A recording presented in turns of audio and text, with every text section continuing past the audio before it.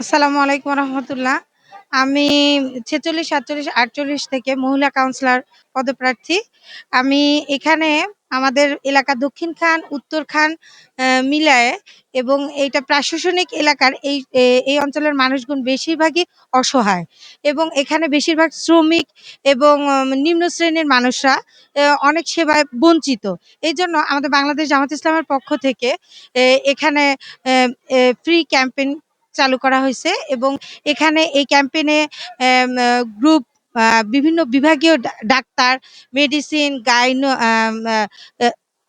Medicine এবং skin বিভিন্ন doctor, গাইনির doctor এখানে বসেছে এবং নিপীড়িত যে শ্রমিক পেশা, বিশেষ করে গার্মেন্টস শ্রমিকরা এখানে খুবই অবহেলিত। এইখানের মানুষের পাশে দাঁড়ানোর জন্য এই ফ্রি সেবা ক্যাম্পেইন চালু করা হয়েছে। কিছু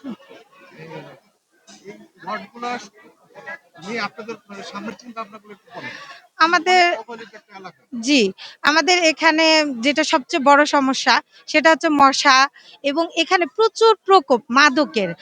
এবং মাদকের এত প্রকোপ যে এখানে বেশিরভাগ যারা যুবক আমাদের সামনেই, যারা ছোট থেকে, আমি তো এই এলাকায় ছোট থেকে বড় হয়েছি।